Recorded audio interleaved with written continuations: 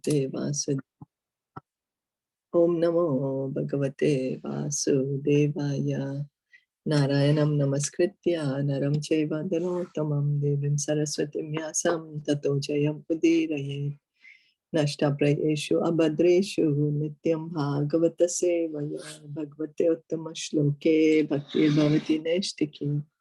Om Agyana Timirandasya Gyananjana Shalakaya Chakshur Unmilitam Yena Tasmai Shri Gurave Namaha.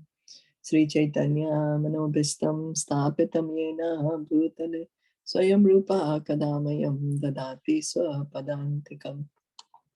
Vandeham Shri Guru Shri Yuta Padakamalam Shri Gurun Vaishnavamscha Shri Rupam Sagrajatam Sahagana Raghunathan Vitam Tam Sajivam Sadvaitam Savadutam Parijana Sahitam Krishna Chaitanya Deva Shri Radha Krishna Padan Sahagana Lalita Shri Vishakha Vitamscha. Hey Krishna Karuna Sindhu Dinabandho Jagatpate Gopesha Gopika Kanta Radha Kanta Namostute Tapta Kanchana Gaurangi Radhe Vrindavaneshwari Rishabhanu Sute Devi Pranamami Hari Priya Nama Om Vishnu Padaya Krishna Prishtaya Bhutale Shrimate Bhaktivedanta Swami Iti Namini Namaste Saraswati Deve Gauravani Pracharine Nirvisesha Shunyavadi Paschatya Deshatarine Vanchakalpa Tarubhyascha Kripa Sindhu Bhaevacha Patitanam Pavanebhyo Vaishnavebhyo Namo Namaha. Jai Sri Krishna Chaitanya Prabhu Nityananda Shri Advaita Gadadhara Srivasadi Gaura Bhaktavrinda. Hare Krishna Hare Krishna Krishna Krishna Hare Hare Hare Rama Hare Rama Rama Rama Hare Hare. We continue reading from Srimad Bhagavatam. We are on Canto 3, Chapter 13, Text 5.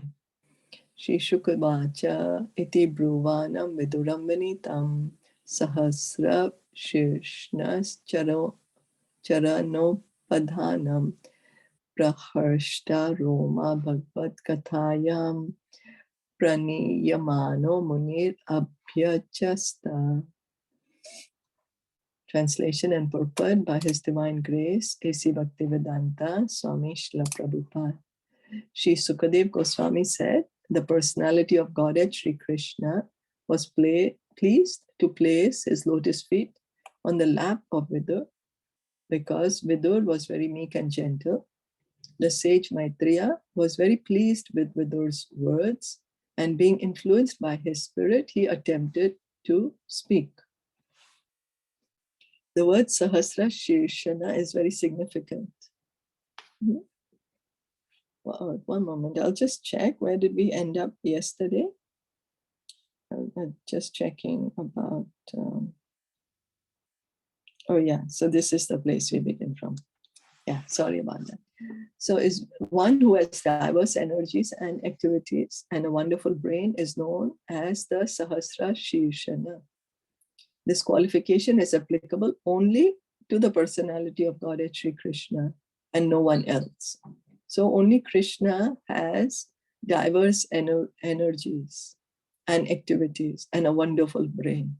We think we are the supremely energetic. We think, everything is happening according to my will.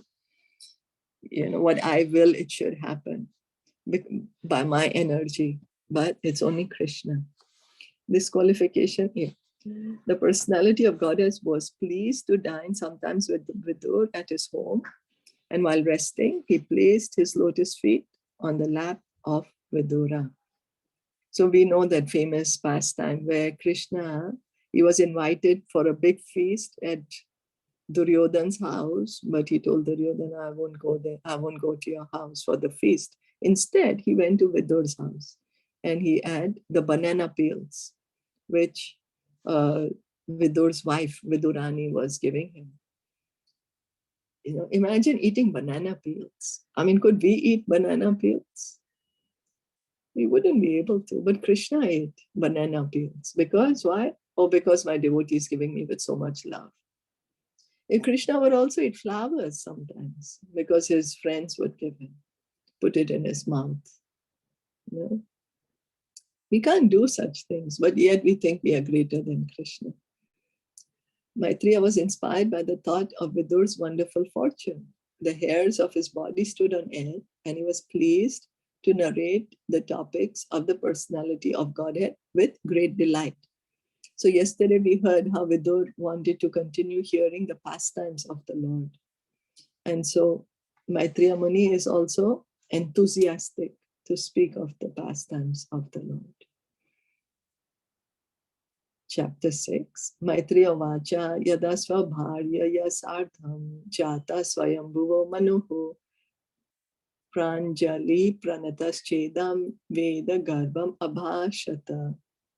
The sage Maitreya said to Vidur, after his appearance, Manu, the father of mankind, along with his wife, thus addressed the reservoir of Vedic wisdom, Brahma, with obeisances and folded hands. So we heard yesterday how Brahmaji created Manu and Shatarupa, and they became man and wife, husband and wife, and then they had so many children. And Brahmaji is referred to as reservoir of Vedic wisdom. So Brahmaji knows all the Vedas, because the original Vedas was spoken by Krishna to Brahma, revealed to Brahmaji within his heart by Krishna. Tvam eka sarva bhutanam janma krit vriddita vriddha pita tathapi na prajanam te shushrusha va bhavet. You are the father of all living entities and the source of their subsistence, because they are all born of you. Please order us how we may be able to render service unto you. A son's duty is not only to make the father the source of supply for all his needs, but also when he's grown up to render service unto him. So we know the good sons, there are so many instances of the good obedient sons of the father, that they would always were ready to please the father. My dear father, how may I please you? One of the great examples is Lord Ramachandra. Lord Ramachandra, he was a very, very obedient son. So that is the law of creation. Beginning from the time of Brahma, a father's duty is to bring up the son until he's grown. And when the son is grown up, it is his duty to render service unto the father. So we also, each of us has a duty towards the Supreme Lord. He's the Supreme Father of each and every one of us. In Bhagavad Gita, he says, aham bija pradapita, that I am the seed-giving father of all living entities. So he's our Supreme Father. So each of us have a duty towards him. It is our duty to render loving service unto the Supreme Lord Sri Krishna. And that service begins by hearing and chanting. Tat videhi namastubhyam karmasav idyatma shaktishu yat kritveha yasho vishwag amutra cha bhaved gatihi. O worshipful one, please give us your direction for the execution of duty within our working capacity, so that we can follow it for fame in this life and progress in the next. So it is very interesting to hear what Manu is saying. You please tell us how we can perform our duty within our working capacity. So Manu realizes that he also has certain limits. He's not claiming to be God. He's realizing he has certain talents and he has certain limitations. So he's telling Brahma, you please give me a duty which is befitting me. So we should be also quite very aware of that. What is our capacity? What's our natural, what's our nature? What is our talents? And then in that then we work in that, offer the results to Krishna, and we will be happy also. Krishna will be happy.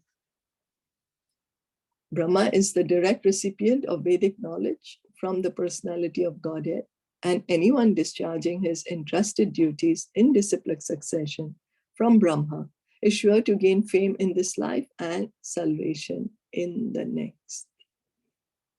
So this is, we are all coming in the Brahma Madhva Gaudiya Vaishnav Sampradaya. Our Sampradaya is beginning from Brahma. He's the original spiritual master of this Sampradaya.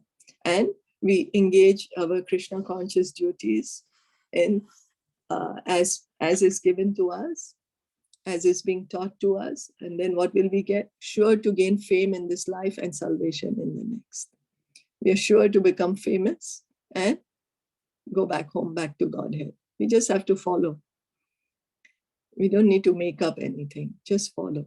The disciplic succession from Brahma is called the Brahma Sampradaya, and it descends as follows: Brahma Narad, Vyas, Madhva Muni, Purna Prajna, Padmanabha, Nirhari, Madha, Akshobhya, Jayatirtha, Jnana Sindhu, Dayanidhi, Vidyanidhi, Rajendra, Jayadharma, Purushottama, Brahmanya Tirtha, Vyasa Tirtha, Lakshmipati, Madhavendra Puri, Ishvara Puri, Sri Caitanya Mahaprabhu, Swarup Damodar, and Sri Rupa Goswami and others, Sri Raghunath Das Goswami, Krishna Das Goswami, Narottam Das Thakur, Vishwanath Chakravarti, Jagannath Das Babaji, Bhaktivinoda Thakur, Gaur Kishore Das Babaji, Srimad Bhaktisiddhanta Saraswati, A.C. Bhaktivedanta Swami. This line of disciplic succession from Brahma is spiritual, whereas the genealogical succession from Manu is material, but both are on the progressive march towards the same goal of Krishna consciousness. So here Prabhupada has given us the disciplic succession, how Krishna gave the knowledge to Brahmaji, and from Brahmaji, how this knowledge is coming to us through this disciplic succession. And we are hearing this knowledge in the disciplic succession because Srila Prabhupada is in this sampradaya, and we are hearing from Srila Prabhupada. So we are hearing the authentic knowledge, and we should take it up with faith and determination. For what? So that we ourselves can achieve the highest goal of human life, Krishna Prema. Is that okay? Yeah, but why is Manu not considered to be the disciplic succession? Manu is considered here material because here what we are speaking is the devotional, the transcendental knowledge which was given. Brahma spoke the Bhagavatam to Narad Muni, and then Narad Muni spoke the Bhagavatam to Vyasadeva. Whereas for Manu, it is more. Manu is also a devotee of the Lord. Manu is also a devotee, but we are seeing here that how we are receiving this knowledge. We are coming in this line that of this spiritual knowledge, how from Krishna it's coming to us. So the Vedic knowledge was not given to Manu. That's what so he means. But we read yesterday that Manu is also a pure devotee of the Lord, and that's the reason he's able to do his activities of creating so many living entities. So we also heard that he's a pure devotee of the Lord, but then he's creating so many other population, but then he's not probably giving them the spiritual knowledge. Okay. But Manu is a pure devotee. He was, we just read yesterday that he was a devotee. But this is specifically to show us how we are receiving this spiritual knowledge. We are receiving this knowledge of Bhagavatam, of devotional service from Brahma to Narad, Narad to Vyasadeva to Madhvacharya, and how so we are getting the true knowledge. Nothing to do with anything material. Is that okay? Yes. And the Bhagavad Gita, it was also given before Lord Krishna had spoken to Vivaswan, the son, right? So that has nothing to do with Bhagavatam, Srimad Bhagavatam, That was Bhagavad Gita. Bhagavad Yeah, Gita, so Krishna, right? yeah, Yeah. that, so Krishna keeps repeating, keeps giving this knowledge. So we can see how he gave this knowledge of Bhagavad Gita 4 million something years ago, right? Years ago. So then And then they it got will have their, Mm. but then Vivaswan, we heard, was also the son of Manu. So that will be another, this, you know, they will have then Manu somewhere there. Okay. Yeah, so Okay. That is to do with Bhagavad Gita. This is to do with Srimad Bhagavatam, right? I think that's what it means. well, it means that, see, we have 4 sampradaya. So the 4 sampradaya, one is beginning from Brahma, one from Lord Shiva, one from Lakshmi Devi, and one from the 4 Kumaras. Then, so then Brahma gave the knowledge to Narad Muni. For here we are hearing, and Narad Muni to Vyas. So, but then Brahma also must have given, as we were just saying, probably to Manu. Now that is a speculation because I have not heard it, so I can't say it for sure. But what it is said, for example, suppose we come down the line. These are the acharyas who are specifically empowered to carry on the sampradaya. They, for example, Chaitanya Mahaprabhu, he gave the knowledge, he spoke to so many different people. But here Swarup Damodar is written as an acharya. So to continue the sampradaya. Does that make sense? Yeah. Yeah. So here, for example, now Srila Prabhupada is mentioned, yeah? And then, so if when we are coming in the line, so Srila Prabhupada, or suppose Srimad Bhaktisiddhanta Saraswati Thakur. So then the direct disciples of Srila Bhaktisiddhanta Saraswati Thakur, then they will have their own, they will have another personality there. The ones who are coming in the Gaudiya Math. Yeah, so Prabhupada also comes in this, no?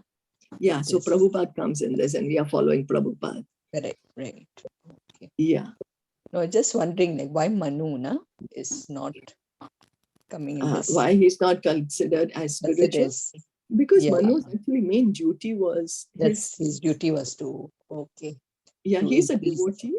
He's a devotee, but his duty was not to preach.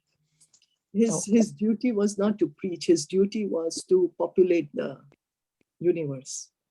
Okay. Right. Yeah.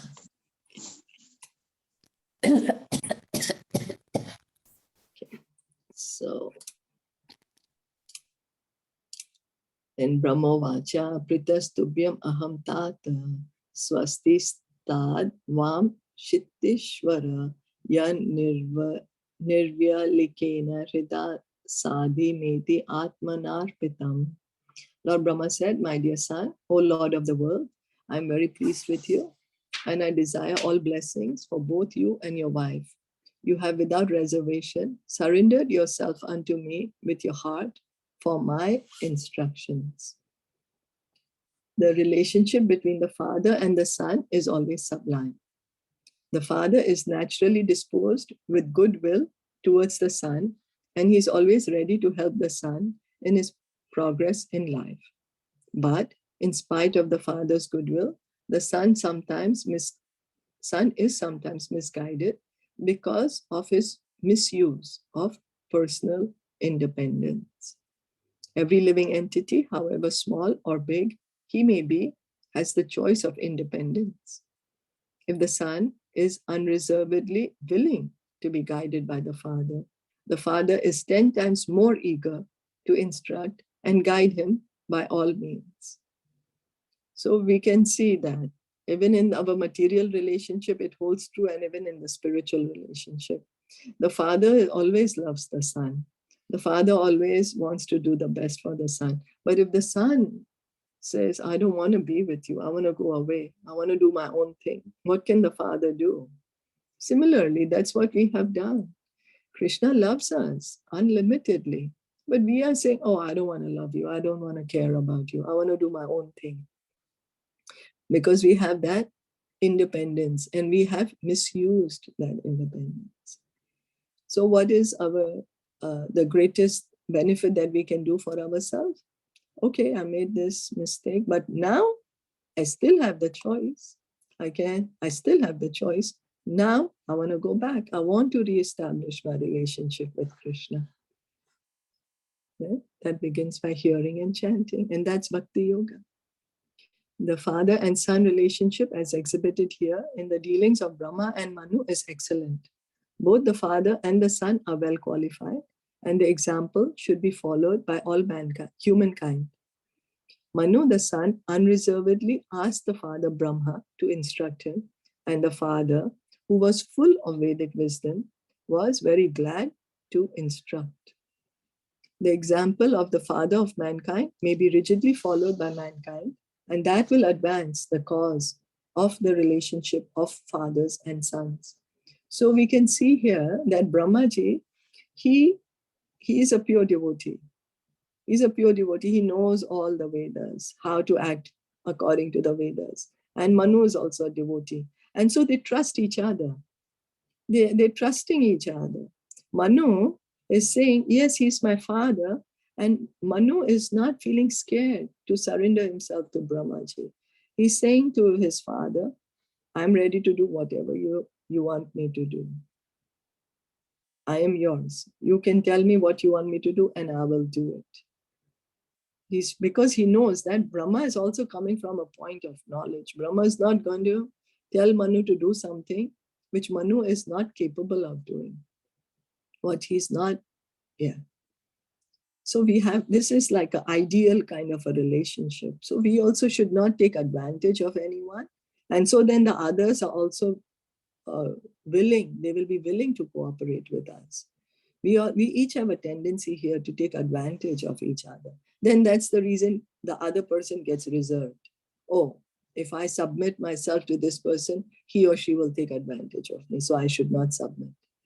But we can see the devotees, they never want to take advantage of anyone. They're in fact serving. The devotees are in fact serving, giving the highest benefit to all of us. And Krishna is like that. If we submit to Krishna, Krishna is not going to take advantage of us. He loves us the most. So why will he take advantage of us? He's our best friend. So why will he take advantage of us?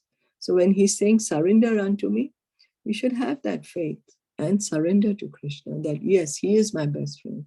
He knows what's the best for me. Is that okay? Yes. Yes. Etavati atmajarvirakar yahi apachitir guru shakya pramatir kriyeta sadaram gatamatsare. O hero, your example is quite befitting a son in relationship with his father. This sort of adoration for the superior is required. One who is beyond the limit of envy and who is sane accepts the order of his father with great delight and executes it to his full capacity. When the four previous sons of Brahma, the sages Sanak, Sanatan, Sananda, and Sanat Kumar, refused to obey their father, Brahma was mortified, and his anger was manifested in the shape of Rudra. That incident was not forgotten by Brahma, and therefore the obedience of Manu, Swayambhuva, was very encouraging. So Brahma, he needed somebody to do his duty properly, He created the four Kumaras. They didn't want to populate the universe. Then he got angry, Rudra. Rudra, 11 expansions. They created so many living entities. But those living entities, instead of populating the universe, were destroying everything. So Brahmaji was like, oh my God, how do I do my duty, my service to Krishna? So then he's created Manu.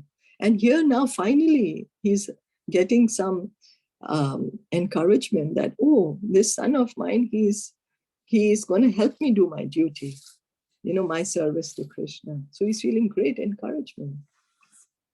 From the material point of view, the four sages' disobedience to the order of their father was certainly abominable.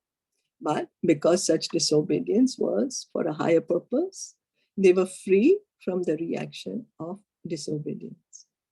Those who disobey their fathers on material grounds, however, are surely subjected to disciplinary reaction for such disobedience. Manu's obedience to his father on material grounds was certainly free from envy, and in the material world, it is imperative for ordinary men to follow the example of Manu. So the four Kumaras, why did they refuse the order of Brahma that we will not populate the world? Because they had no interest in that. They were transcendentalists. They wanted to remain on that platform. They didn't want to get mixed up with having children and then, becoming some sort of a rulers. No, they just wanted to focus all the time on Krishna. So Brahmaji couldn't even tell them anything because that is for a higher purpose. So he couldn't tell them. And so the four Kumaras' refusal to accept what their father was saying is not in the sense it was not it's not going to bring them bad reaction. Why? Because it's for a higher cause. But we see in the age of Kali now, who listens to the father? Which sons listen to the father? But then we also have to see, is the father qualified to give the instruction to the son? In the age of Kali, we are on a very, very different level right now because we have turned away from the Vedic system, from the Vedic society. So if we ourselves are not able to guide our children, if we ourselves are not guided properly, then how will we guide our children? And then in that way, why will the children follow us, our example? So we can see that even from a material point of view, it is so important to understand how to act, what is the proper way to act, how it is to be done, so we can be guided properly and we can guide our children properly. And so it all comes from this Vedic knowledge of Bhagavad Gita, knowledge of Bhagavatam. What do you all think? Yeah, true. Now fathers, parents, as parents, we just teach our children on material ground, basically on, okay, you should obey what we are telling on material factor, like nothing to do with spiritual. So that's where we are. Yeah, and then because we ourselves are misguided. We are misguided, yeah. Yeah, so then the children can see that. And then so they will say, well, that's your way of doing this material thing, Yeah, but so I have why should my we way follow? of doing it. Yes, why should we? Yeah. And I have my way of doing, so why should I listen to you anyways? Anyways, what you're saying is based on your desire, but I have my desire, let me fulfill my desire. But when we are speaking of devotional service, then it's not my desire, your desire. It is beneficial for everyone. Everyone, And then when we come from that standpoint of view and we try to change ourselves and, give this knowledge to others, then they will be willing to listen. So, but they want an answer to it. Whatever, like we tell them, there has to be an answer, like why? Yeah, but it's very good. That shows sign of intelligence because we are also like that. You see, we are also, maybe we are not asking verbally the question why, but unless our doubts are not cleared, we will not be able to follow it properly. So we also should ask questions. It's a sign of intelligence. Everyone does that. And so that's the reason we should learn the spiritual knowledge to the best of our ability and then we can explain to them why. True. Right. So like that, even when we get more clearer, then we can be more enthusiastic to follow it. So, yeah. Okay. So we'll stop here for today morning. Yes. Thank you so much for joining in, everyone. Thank you for your participation. Srimad Bhagavatam ki jai, Shila Prabhupada ki jai, Gaur Premanande, Hari Bol, Hare